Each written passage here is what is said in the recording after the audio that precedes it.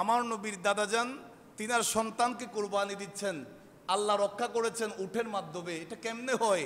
এটার জবাব হচ্ছে একটা, ইব্রাহিম খলিলুল্লাহ যখন আগুনের কুণ্ডলীর ভিতরে ছিল, তখন তিনার শেকেমের মধ্যে তিনার কফাল মোবারকে আমার কামলিওয়ালা নবীর নূর মোবারক ছিল। হযরত ইসমাইল আলাইহিস সালাম যখন তিনার গলার উপরে চুরি চালানো হচ্ছে, তখন তো ইসমাইলের ভিতরে আমার নবীর নূর মোবারক ছিল।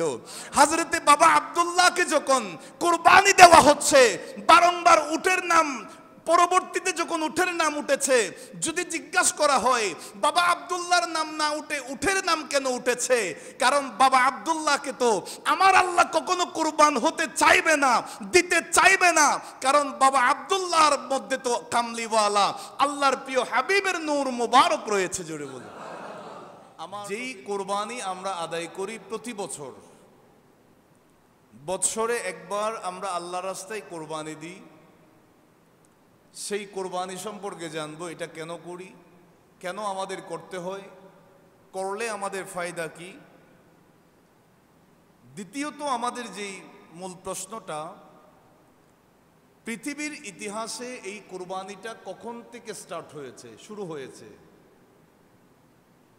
এই কোরবানি দেওয়ার সিস্টেমটা চালু হয়েছে কখন থেকে, আমরা সেই প্রশ্নের জবাব জানবো, শুনবো কোরআন ও সুন্নাহর আলোকে। স্বাভাবিকভাবে আমরা জানি আল্লাহ তাআলা হযরতে আদম আলাইহিস সালামকে সৃষ্টি করলেন। আদম আলাইহিস সালাম জান্নাতে ছিলেন। মা হাওয়া আলাইহিস সালাম এবং আদম আলাইহিস সালামের মধ্যে যেই ঘটনা ঘটেছে, এই ঘটনার পরিপ্রেক্ষিতে আল্লাহ আদম আলাইহিস সালামকে দুনিয়াতে প্রেরণ করালেন। সুবহানাল্লাহ বলেন। আদম নবী জান্নাত থেকে এসেছেন জমিনে।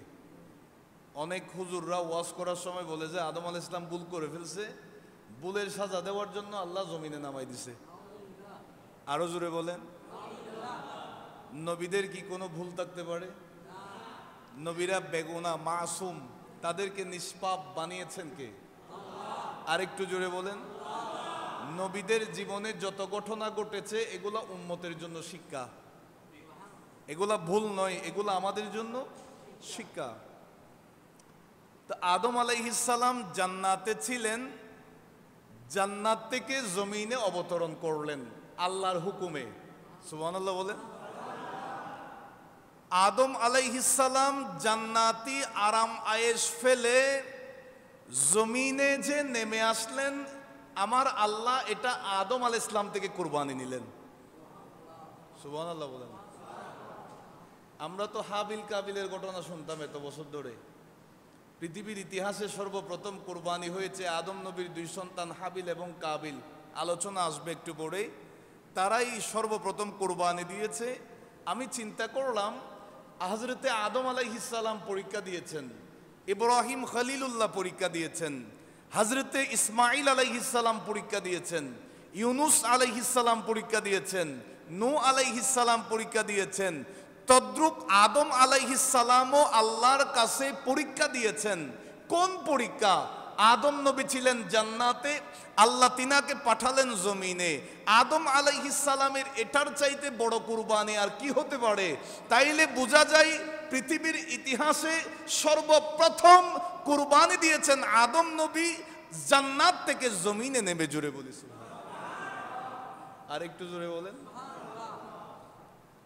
আদম আলাইহিস সালাম জান্নাতে ছিলেন, জমিনে নেমে আসলেন, এটার চাইতে বড় কুরবানি হতে পারে না।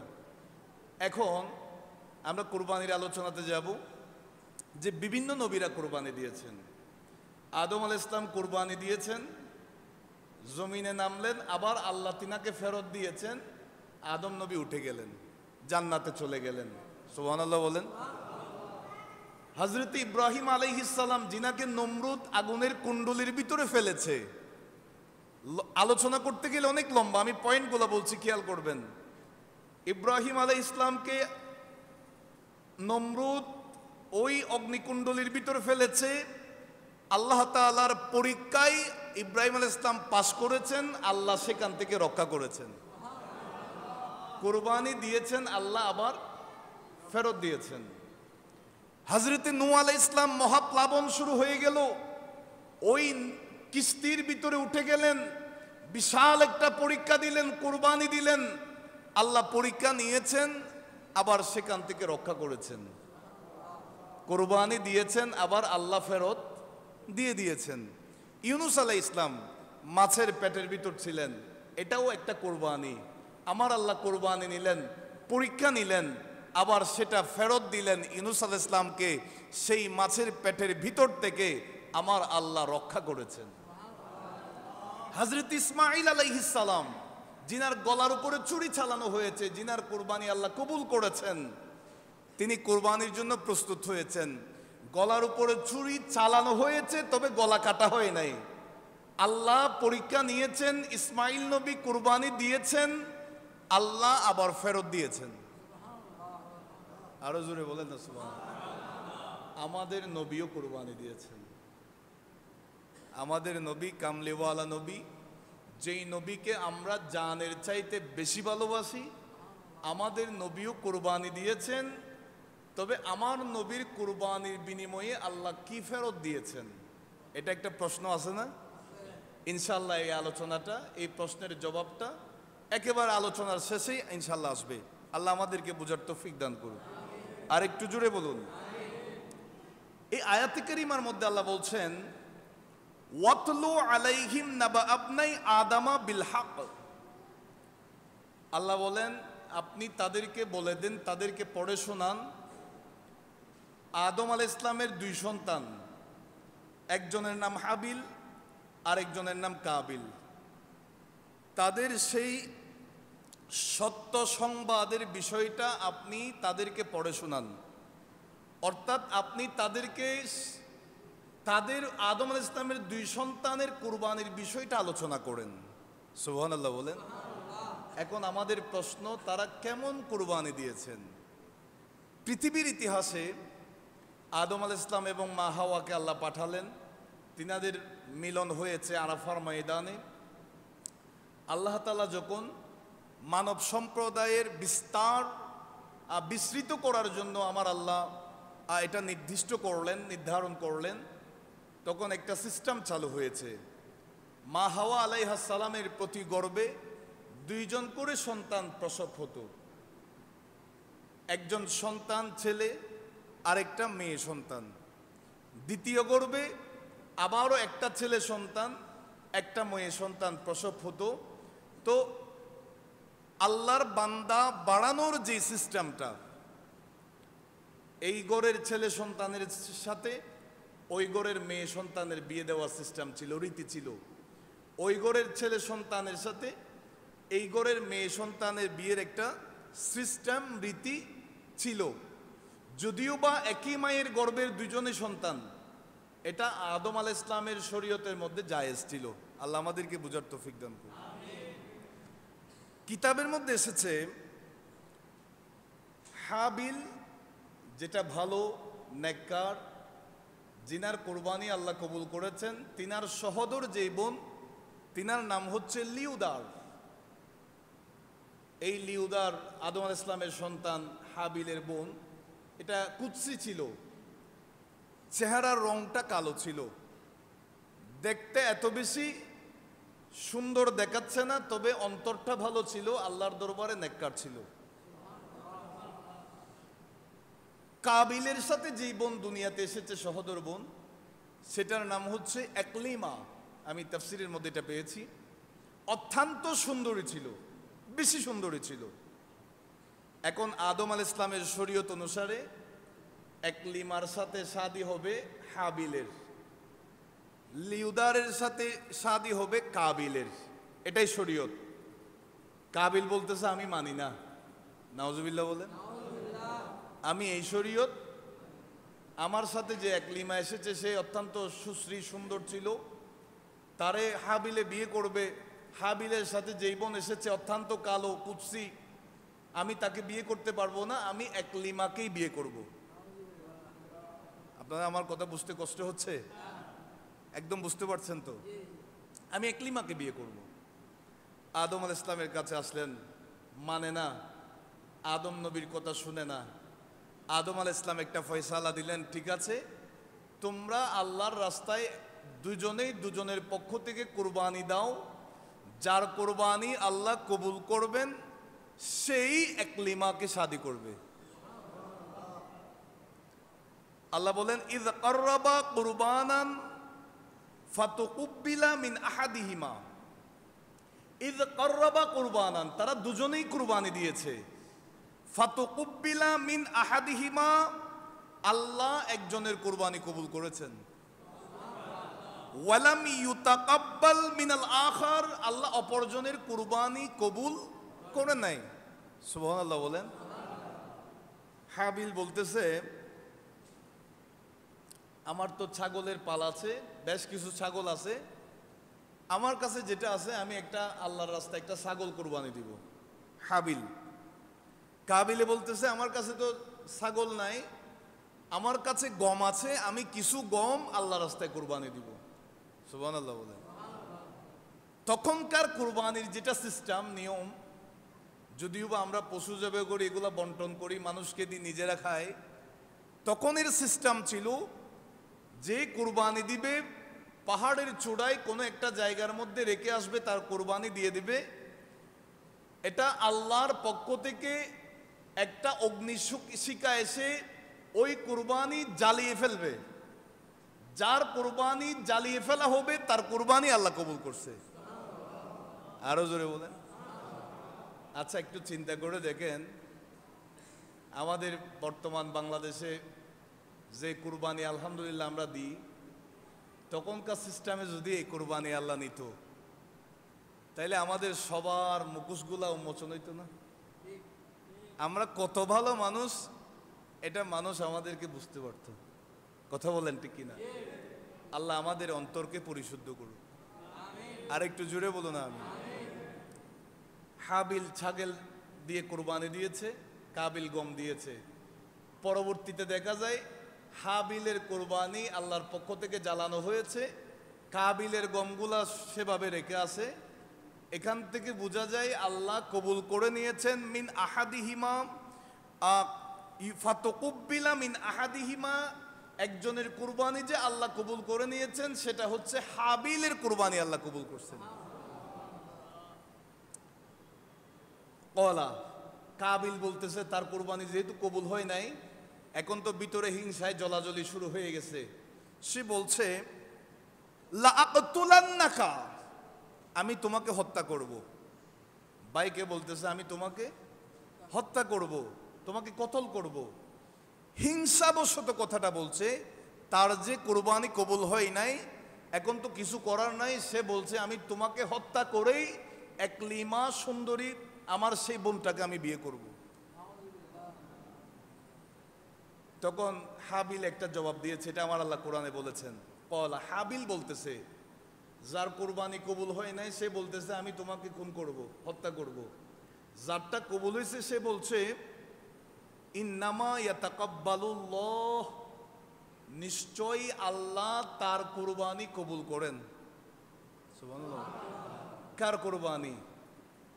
আল্লাহ বলেন মিনাল মুত্তাকিন, যে মুত্তাকি, যে তাকওয়াবান, যার অন্তরে আল্লাহর ভয় আছে তার কুরবানি আল্লাহ কবুল করেন।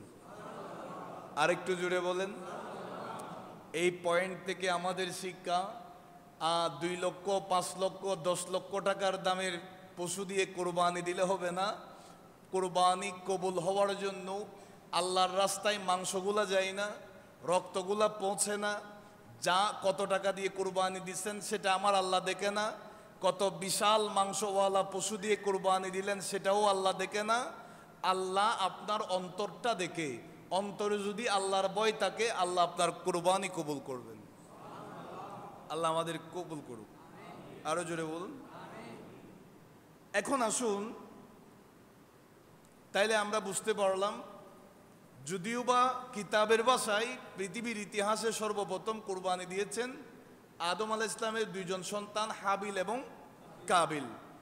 এর আগে আমি যে কথাটা বলেছি, তিনাদের আগেও যিনি সর্বপ্রথম পৃথিবীতে এসে কোরবানি দিয়েছেন তিনি হলেন আদম আলাইহিস সালাম, যিনি জান্নাত থেকে জমিনে নেমে এসেছেন আল্লাহকে রাজি করার জন্য। আল্লাহর রাস্তায় তিনি তিনার জান্নাতি আরাম আয়েশ কুরবান করে জমিনে নেমে গেছেন। এখন আসুন আরেকটা আয়াতে কারিমা আমি বলি, যেটা সূরা হজ এর 34 নম্বর আয়াত। ওয়ালিকুল্লি উম্মাতিন জাআলনা মানসাকান লিয়াযকুরু ইসমাল্লাহ আলা মা রাযাকাহুম মিন বাহিমাতিল আনআম। আল্লাহ বলেন, আমি প্রত্যেকটা সম্প্রদায়ের জন্য কুরবানিকে নিয়ম করে দিয়েছি। একটা সিস্টেমে আমি কুরবানির নিয়মটা রেখেছি। আল্লাহ তাআলা বলেন, যাতে তাদের জীবিকা নির্ধারণের জন্য যেই চতুষ্পদ জন্তু আমি দান করেছি সেগুলার উপর তোমরা আল্লাহর নাম উচ্চারণ করো। সুবহানাল্লাহ বলো। ফাইলাহুকুম ইলাহুম ওয়াহিদ, তোমাদের উপাস্য একমাত্র উপাস্য, আল্লাহ ছাড়া দ্বিতীয় কোনো ইলাহ, দ্বিতীয় কোনো মাবুদ। ফালাহু আসলিমু, তোমরা আত্মসমর্পণ করো। আল্লাহ বলেন, তোমাদের জন্য আমি কুরবানির নিয়ম করছি। তোমাদের রিজিকের ব্যবস্থার জন্য যে চতুষ্পদ তোমাদেরকে দান করেছি সেগুলোর উপর তোমরা আল্লাহর নামটা উচ্চারণ করো। এরপরে আমার আল্লাহ বলেন, তোমাদের একমাত্র খুদা হচ্ছে আল্লাহ, দ্বিতীয় কোনো খুদা, দ্বিতীয় কোনো ইলাহ। তোমরা আমি আল্লাহর কাছে নিজেকে সারেন্ডার করো, আত্মসমর্পণ করো। এরপর আমার আল্লাহ কি বলেন, ওয়াবাশশিরিল মুখবিতিন, আল্লাহ তাআলা বলেন, ওগো আমার হাবিব, আপনি তাদেরকে সুসংবাদ শুনিয়ে দিন যাদের অন্তর বিনয়ী, আপনি তাদেরকে শুভ সংবাদ দিয়ে দিন। আল্লাহ আমাদের সকলকে কবুল করুন। একটু জোরে বলুন না আমিন। হযরত ইব্রাহিম আলাইহিস সালাম যেই সময়ে আল্লাহর ওয়াহদানিয়তের পরিচয় মানুষদের মাঝে দিচ্ছেন, ইব্রাহিম আলাইহিস সালাম ওই নমরুদ যে আল্লাহর বড় নাফরমান ছিল, বড় কাফের ছিল, বড় জালেম ছিল, সেই নমরুদের বিরোধিতা করছে ইব্রাহিম আলাইহিস সালাম। ওই নমরুদ যখন আল্লাহর ইব্রাহিম নবীর শরীয়তের বিরোধিতা করছে, আল্লাহর ওয়াহদানিয়ত থেকে মানুষকে সরিয়ে দিতে চায়, এমন টাইমে ইব্রাহিম আলাইহিস সালাম যখন দ্বীনের প্রচার প্রসারের কাজের মধ্যে নিয়োজিত ছিল, আল্লাহ তাআলা যেই দায়িত্ব নিয়ে ইব্রাহিম আলাইহিস সালামকে জমিনে পাঠিয়েছেন, সেই দায়িত্ব যখন এইভাবে পালন করছেন, ওই নমরুদ দীর্ঘদিন ধরে আগুনের কুণ্ডলী তৈরি করেছে। সেই আগুনের কুণ্ডলীর ভিতরে ইব্রাহিম খলিলুল্লাহকে ফেলে দেওয়া হয়েছে। হযরতে জিবরিল আলাইহিস সালাম এক সেকেন্ডও দেরি করেন নাই। ওগো আল্লাহর নবী ইব্রাহিম খলিলুল্লাহ, আপনি আমাকে একটু বলেন না, আমার একটা নয়, দুইটা নয়, 600 ডানা আছে। একটা ডানার বাতাস যদি আমি এই আগুনের কুণ্ডলীর উপরে যদি ছাড়ি, এই আগুনের কুণ্ডলিতে কোনো আগুন পাওয়া যাবে না, সবগুলা ছারকার হয়ে যাবে।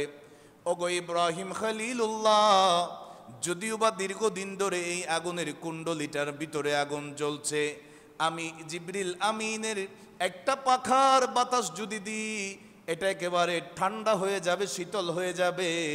হযরতে ইব্রাহিম আলাইহিস সালাম জবাব দিলেন, ও জিবরিল আমিন, তোমার সহযোগিতার প্রয়োজন নাই, তোমার সাহায্যের দরকার নাই। আমার আল্লাহ আমার কাছ থেকে পরীক্ষা নিচ্ছে, আমি ইব্রাহিম খলিলুল্লাহর কাছ থেকে কোরবানি নিচ্ছে। আমি আমার আল্লাহর দরবারে আল্লাহকে রাজি করার নিয়তে কোরবানি দেওয়ার জন্য প্রস্তুত আছি। হাজারো আগুন যদি আমি ইব্রাহিম খলিলুল্লাহকে জ্বালাতে চাই, আমি জ্বলতে রাজি আছি, তারপরেও আমি এখান থেকে সরতে রাজি নাই। যেই আল্লাহ আমাকে পরীক্ষার মধ্যে ফেলেছে, সেই আল্লাহ আমাকে যদি জ্বালাতে চাই কোনো অসুবিধা নাই, আমি জ্বলে যাব। আর আমার যদি এখান থেকে বাঁচাতে হয়, আমার আল্লাহ ব্যবস্থা করবেন। জোরে বলেন, আরেকটু জোরে বলেন। আল্লাহ কোরআনুল কারীমে আয়াত নাজিল করলেন, কুলনা ইয়া নারু কুনি বারদান ওয়া সালামান আলা ইব্রাহিম। সেই আগুনের কুণ্ডলী এটা ফুলের বাগান হয়ে গেছে, ঠান্ডা হয়ে গেছে, শীতল হয়ে গেছে। ইব্রাহিম খলিলুল্লাহ নিজের ইস্তেকামত থেকে সরে নাই। চিৎকার দিয়ে বলি সুবহানাল্লাহ। হযরত ইসমাঈল আলাইহিস সালাম গেলেন, ইব্রাহিম আলাইহিস সালাম বৃদ্ধ বয়সে সন্তানের বাবা হইলেন। যদিও বা ঈদুল আজহার দিন এই আলোচনাটা আমরা শুনবো বিস্তারিত। সন্তানকে বলছে 12-13 বছরের কিশোর যখন হয়েছে, ইসমাঈল আলাইহিস সালামকে ইব্রাহিম খলিলুল্লাহ বলে, ও আমার সন্তান, আমি খ্বাবের মধ্যে দেখেছি তোমাকে আল্লাহর রাস্তায় কোরবানি দিয়ে দিচ্ছি। হযরত ইসমাঈল আলাইহিস সালাম মাসালা বুঝতে পারলেন, নবীরা স্বপ্নে দেখলে সেটাও সত্য, নবীদের স্বপ্ন কখনো মিথ্যা হতে পারে না, নবীদেরকে শয়তানে ওয়াসওয়াসা দিতে পারে না, নবীদেরকে শয়তানে কোনো ডিস্টার্ব করতে পারে না। আমার আব্বাজান স্বপ্নে দেখেছেন, আল্লাহ আমি ইসমাঈলের কুরবানি চাই। ওগো আমার আব্বাজান, আমার কোনো অভিযোগ নাই, আপত্তি নাই, আপনি আমাকে যেভাবে করবেন, যেভাবে কুরবানি দিতে চান, আমি ইসমাঈল আলাইহিস সালামকে আপনি আমাকে ভালো পাবেন, আমি কোনো আপত্তি জানাবো না। আল্লাহর রাস্তায় আল্লাহ যদি চায়, আমি একজন ইসমাঈল নয়, হাজারো ইসমাঈলের জান যদি আমার আল্লাহ চায়, আমি ইসমাঈল 1000 বার কুরবানি হতে রাজি আছি। আরেকটু জোরে বলেন। হযরত ইসমাঈল আলাইহিস সালামের কুরবানি আল্লাহ কবুল করলেন। তবে তিনার জানটা আমার আল্লাহ নেন নাই, পরীক্ষা করে দেখলেন, তিনি ফার্স্ট ক্লাস পেয়েছেন। এইভাবে ইউনূস আলাইহিস সালাম মাছের পেটের ভিতরে ঢুকে গেলেন। একদিন নয়, 2 দিন নয়, কিতাবের মধ্যে আছে 7 দিন, 14 দিন, 21 দিন, বিভিন্ন রিওয়ায়াতের মধ্যে বিভিন্ন বর্ণনা আছে। হযরত ইউনূস আলাইহিস সালাম একটা সেকেন্ডের জন্য আফসোস করেন নাই। মাছের পেটের ভিতরে দিনের পর দিন কাটিয়ে দিয়েছেন, আমার আল্লাহর জিকিরের থেকে একটু কানি সরেন নাই, তিনি একটা মুহূর্তের জন্যও সরেন নাই। হযরত ইউনূস আলাইহিস সালাম আল্লাহ পরীক্ষা নিয়েছেন, কুরবানি নিয়েছেন, তিনি দিয়েছেন, আমার আল্লাহ কবুল করে নিয়েছেন। ও ইউনূস আলাইহিস সালাম, আমি মাছের পেটের ভিতরে আপনাকে রেখে দিব না সারা জীবনের জন্য, আমি আপনাকে পরীক্ষা করে দেখলাম, ফার্স্ট ক্লাস পেয়ে গেলেন। ইউনূস আলাইহিস সালাম সেই মাছের পেট থেকে বের হয়ে গেলেন। আমার বাবারা ভাইয়েরা, হযরতে আইয়ুব আলাইহিস সালাম, জিনার জীবনী স্টাডি করলে আমরা সকলেই জানতে পারবো, বুঝতে পারবো, এমন একটা রোগ তিনার শরীরের মধ্যে আল্লাহ দিয়েছেন, যেই পচা রোগ, যেই রোগের কারণে পরিবার থেকে তিনাকে তাড়িয়ে দেওয়া হলো, সমাজের মানুষ তিনাকে সমাজ ছাড়া করেছে। হযরতে আইয়ুব আলাইহিস সালামের বিবি ছাড়া তিনার সাথে আর কেউ ছিল না। হযরতে আইয়ুব আলাইহিস সালামের উপর আমার আল্লাহ কঠিন পরীক্ষা নিয়েছেন। আইয়ুব আলাইহিস সালাম আল্লাহর কাছে দোয়া করলেন, ইয়া রাব্বাল আলামিন, আমার হাতের মধ্যে পছন্দ রয়েছে, আল্লাহ তোমার দরবারে কোনো আমার অভিযোগ নাই। আমার পায়ের মধ্যে পছন্দ রয়েছে, আল্লাহ আমার কোনো অভিযোগ নাই। আমার শরীর পোকামাকড়ে কে ফেলছে, আমার কোনো অভিযোগ নাই। আল্লাহ রে, তোমার দরবারে দোয়া করি, যে জিহ্বাটা তুমি আমাকে দিয়েছো, যে জিহ্বা দিয়ে তুমি আল্লাহর জিকির করি, যে জিহ্বা দিয়ে তুমি আল্লাহকে ডাকতে থাকি, আমার জিহ্বায় যদি পছন্দ রে যায়, আমি তো আল্লাহ আল্লাহ বলে জিকির করতে পারবো না। আল্লাহ আমার সারা শরীর চলে যাক, আমার জিহ্বাটা যেন সুস্থ থাকে। জোরে বলেন, আরো জোরে বলেন। আইয়ুব আলাইহিস সালাম দিনের পর দিন অনেক কষ্ট, বছরের পর বছর, যেই রোগ হয়েছে সেই রোগের কারণে সমাজের মানুষ তিনাকে তাড়িয়ে দিয়েছে। আইয়ুব আলাইহিস সালাম আফসোস করেন নাই, আল্লাহ আমাকে সুস্থ করে দাও বলেন নাই। আল্লাহ রে, শুধু একটা ফরিয়াদ, জিহ্বা যেটা আছে এটাও যদি ফুকে খেয়ে ফেলে, তাইলে তো তুমি খুদার জিকির থেকে সরে যাব। আল্লাহ, আমি আমার গোটা জিন্দেগি দিয়ে দিতে চাই, আমার জীবন চলে যাক, তারপরেও আমি তোমার জিকির থেকে সরতে চাই না। আইয়ুব আলাইহিস সালাম দোয়া করলেন, আল্লাহ দোয়া কবুল করলেন, তিনাকে পরিপূর্ণ আগের মতো সুস্থ করে দিয়েছেন, আগের মতো পয়সাওয়ালা বানিয়ে দিয়েছেন। হযরতে আইয়ুব আলাইহিস সালাম কুরবানি দিয়েছেন, আল্লাহ পরীক্ষা নিয়েছেন, আমার আল্লাহ তিনাকে আবার ফেরত দিয়েছেন। জোরে বলুন। হযরতে নূহ আলাইহিস সালাম তিনার কথা চিন্তা করলেও দেখা যায় কোরবানি দিয়েছেন, আল্লাহ ফেরত দিয়েছেন। এখন আসুন আমার নবী কি কোরবানি দিলেন। আমি একটা জুমায় আলোচনা করেছিলাম, আমার নবীর দাদাজানও কোরবানি দিয়েছেন। হযরতে আব্দুল্লাহ রাদিয়াল্লাহু তাআলা আমার নবীর আব্বাজান, যিনার লটারির মাধ্যমে কোরবানির সিস্টেম হয়েছে, একবার দে হয় না, ওই হযরতে বাবা আব্দুল্লাহর নাম উঠে, এইভাবে 100 উটের সাথে লটারি দিয়েছেন। পরবর্তীতে 100 উটের নাম উঠেছে, নবীজির আব্বাজানের নাম উঠেন। প্রশ্ন করা যায়, ইসমাইল আলাইহিস সালামের কোরবানি আল্লাহ কবুল করে নাই। ইব্রাহিম আলাইহিস সালাম যখন অগ্নিকুণ্ডলীর ভিতরে ছিল, কোরবানি আল্লাহ কবুল করেছেন, ইব্রাহিম আলাইহিস সালামকে রক্ষা করেছেন, ইসমাইল আলাইহিস সালামকে রক্ষা করেছেন। এটা কেমনে হয়? আমার নবীর দাদাজান তিনার সন্তানকে কোরবানি দিচ্ছেন, আল্লাহ রক্ষা করেছেন উটের মাধ্যমে। এটা কেমনে হয়? এটার জবাব হচ্ছে একটা, ইব্রাহিম খলিলুল্লাহ যখন আগুনের কুণ্ডলীর ভিতরে ছিল, তখন তিনার শেকেমের মধ্যে তিনার কফাল মুবারকে আমার কামলিওয়ালা নবীর নূর মুবারক ছিল। হযরত ইসমাইল আলাইহিস সালাম যখন তিনার গলার উপরে চুরি চালানো হচ্ছে, তখন তো ইসমাইলের ভিতরে আমার নবীর নূর মুবারক ছিল। হযরতে বাবা আব্দুল্লাহকে যখন কুরবানি দেওয়া হচ্ছে, বারংবার উটের নাম, পরবর্তীতে যখন উটের নাম উঠেছে, যদি জিজ্ঞাসা করা হয় বাবা আব্দুল্লাহর নাম না উঠে উটের নাম কেন উঠেছে, কারণ বাবা আব্দুল্লাহকে তো আমার আল্লাহ কখনো কুরবান হতে চাইবে না, দিতে চাইবে না, কারণ বাবা আব্দুল্লাহর মধ্যে তো কামলিওয়ালা আল্লাহর প্রিয় হাবিবের নূর মুবারক রয়েছে। জোরে বলে আমার নবীর নূর মুবারকের হেফাজত কে? আরেকটু জোরে বলেন তো। আমার নবী যে কুরবানিটা দিয়েছেন, এটা 61 হিজরিতে কারবালার ময়দানে, কুফার জমিনে, নিজের কলিজার টুকরা। ইনশাআল্লাহ কারবালার মাসে আলোচনা আসবে। ইমামে হুসাইন রাদিয়াল্লাহু তাআলা, যিনাকে আমার নবী বেশি ভালোবাসতেন, আমার নবী বেশি ভালোবাসতেন। কেমন ভালোবাসতেন জানেন? হাদিসে পাকের মধ্যে আছে, হযরতে ইমামে হুসাইন রাদিয়াল্লাহু তাআলা যখন আসতেন, নানা গো, আজকে দুই তিন দিন ধরে কোনো খাবার আমার আম্মা আমাদেরকে দিতে পারেন নাই, ঘরের মধ্যে কোনো খাবার নাই, নানা ক্ষুধার যন্ত্রণা তো সহ্য করতে পারছি না। আমার নবী সেই সময় কলিজার টুকরাকে কত ভালোবাসেন চিন্তা করেন। নবীজির নূরানি জিহ্বা মুবারকটা বের করে দেন, আমার নবী বলেন, ও হুসাইন, ও কলিজার টুকরা হুসাইন, আমি নবীর নূরানি জিহ্বা মুবারকটা চুষতে থাকো, চুষে চুষে তোমার ক্ষুধার যন্ত্রণাটা নিবারণ করে ফেলো। জোরে বল। এত বেশি ভালোবাসতেন আমার নবী ইমামে হুসাইনকে, ইমামে হাসান রাদিয়াল্লাহু তাআলা আনহুমাকে। সেই কলিজার টুকরা নাতির কোরবানি হয়েছে 61 হিজরিতে। ইসমাইল ইসলামের হয়েছে, আল্লাহ নেন নাই, দিয়ে দিছেন, সমস্ত নবীদেরকে দিয়ে দিছেন, আমার নবীকে ফেরত দেন নাই। নবীকে সেই কোরবানির বদৌলতে যেটা দিয়েছেন, সেটা হচ্ছে গুনাহগার উম্মতের গুনাহ মাফ। আরেকটু জোরে বলেন, আল্লাহ আমাদের সকলকে কবুল করুন। আরেকটু জোরে বলুন আমিন।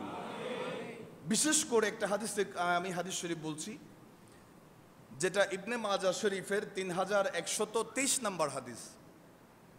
আন আবি হুরাইরাতা রাদিয়াল্লাহু তাআলা, হযরতে আবু হুরাইরা রাদিয়াল্লাহু তাআলা বর্ণনা করেন, আন্না রাসূলুল্লাহি সাল্লাল্লাহু আলাইহি ওয়াসাল্লাম, আল্লাহর নবী নূরানি জবান ইরশাদ করেন, মান কানা লাহু ওয়া লাম ইউদাহি,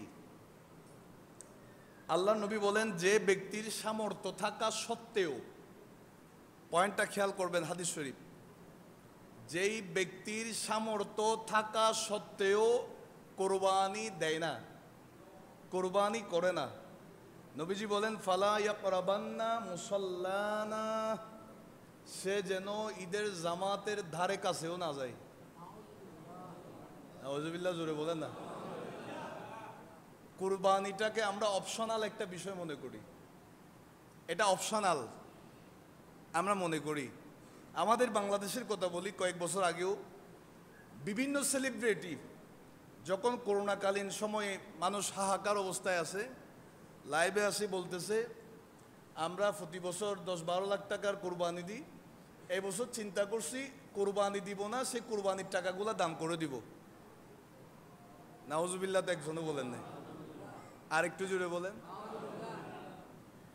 দান করা আর কোরবানি দেওয়া এটা কি এক জিনিস হয়ে গেছে? আমাদেরকে একজন মুসলমান হিসাবে মাসালা বোঝার দরকার আছে না? কোরবানি আপনার সামর্থ্য আছে ওয়াজিব, কোরবানি আপনার সামর্থ্য আছে, আর দান সৎকা করা এটা নফল ইবাদত।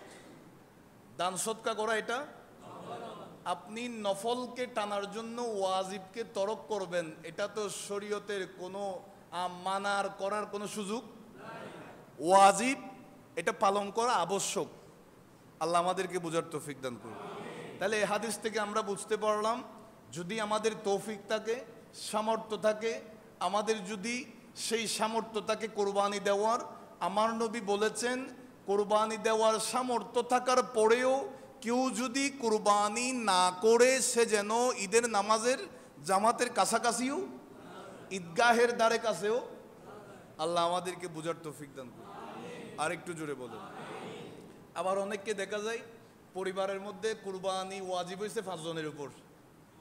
কয়জনের উপর? এক একজনের মাশাআল্লাহ মান্থলি ইনকাম 1 লক্ষ টাকা 2 লক্ষ টাকা এভাবে দেখা যায়, অনেক দেখা যায়। কিন্তু সব ফাঁসু ভাই মিলে বলে যে আমরা ছাগল একটা কুরবানি দিব, এই ধরনের আছে না?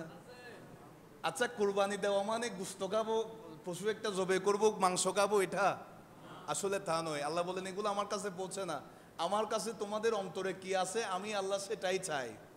এটা যদি ক্লিন থাকে, পরিষ্কার থাকে, তোমাদের কুরবানি আমি আল্লাহ কবুল করব। আল্লাহ আমাদেরকে বুঝার তৌফিক দান করুন, যথাযথভাবে কুরবানি আদায় করার তৌফিক দান করুন। লাস্ট আমি আর কয়েকটা আমলের কথা বলছি, খেয়াল করবেন। একটা হাদিস শরীফ বলছি, যে হাদিসটা মুসলিম শরীফের 1348 নম্বর হাদিস। قالت عائشة رضي الله تعالى عنها إن رسول الله صلى الله عليه وسلم قال। মা আয়েশা সিদ্দিকা রাদিয়াল্লাহু তাআলা আনহা তিনি বর্ণনা করেন, আমার নবীর হাদিস, মা মিন ইয়াউমি আকসারা মিন আন ইউতিকাল্লাহ আযজা ওয়া জাল্লা ফিহি আবদান মিনান নার মিন ইয়াউমি আরাফা। আল্লাহর নবী বলেন, আরাফাতের দিন থেকে বড় দ্বিতীয় কোনো দিন, দিনের মধ্যে সবচাইতে বড় দিন হচ্ছে আরাফাতের দিন, যেই দিন আল্লাহ তাআলা অসংখ্য অগণিত বান্দাকে দুজক থেকে, জাহান্নামী থেকে জান্নাতি করেন, দুজক থেকে আল্লাহ মুক্ত করে দেন। এরপরে আমার নবী বলেন, ওয়া ইন্নাহু লায়াদনু আযজা ওয়া জাল্লা। যখন আরাফাতের ময়দানে বান্দারা থাকে, আল্লাহ তাআলা ওই বান্দাদের নিকটবর্তী হন। ইউবাহি বিহিমুল মালাইকাতা ফায়াকুল। ফেরেশতাদেরকে নিয়ে আমার আল্লাহ গর্ব করে বলেন, অহংকার করে বলেন। আল্লাহ কি বলেন? মা আরাদু হাউলাই। ফেরেশতাদেরকে বলেন, ও ফেরেশতা, এ দেখো দেখো তাদের এহরামের কাপড় পরেছে, এখানে ধনী গরিব কোনো ভেদাভেদ নাই, পয়সাওয়ালা গরিব লোক কোনো ভেদাভেদ নাই, আর সাদা কালোর মধ্যে কোনো পার্থক্য নাই, কোনো ভেদাভেদ নাই। আমার এই বান্দাগুলা কি চাচ্ছে? পাগলের বেশে তারা আমার কাছে কি চাচ্ছে? এই কথাটা আমার আল্লাহ গর্ব করে বলেন। আল্লাহ আমাদেরকে বুঝার তৌফিক দান করুন। আরাফাতের দিন রোজা রাখলে, আমি তো গত জুমায় বলেছিলাম, আরেকটা হাদিস আছে, 2 বছর রোজা রাখার সওয়াব আল্লাহ দিবেন। আল্লাহ আমাদেরকে রাখার তৌফিক দান করুক। আরেকটা বিশেষত 9 তারিখ ফজর থেকে 13 তারিখ আসর পর্যন্ত তালবিয়া আদায় করা, নামাজের পরে, প্রত্যেক ফরজ নামাজের পরে বড় বড় আওয়াজে একবার আদায় করা ওয়াজিব, 3 বার করা মুস্তাহাব। 9 তারিখ ফজর থেকে 13 তারিখ আসর পর্যন্ত। 9 তারিখ ফজর আমাদের দেশে যদি কুরবানি সোমবারে হয়, তাহলে রবিবার ফজর থেকে আমরা শুরু করব। 13 তারিখ আসর পর্যন্ত এই তালবিয়া আল্লাহ আমাদেরকে পাঠ করার তৌফিক দান করুন, তাকবীর পড়ার তৌফিক দান করুন।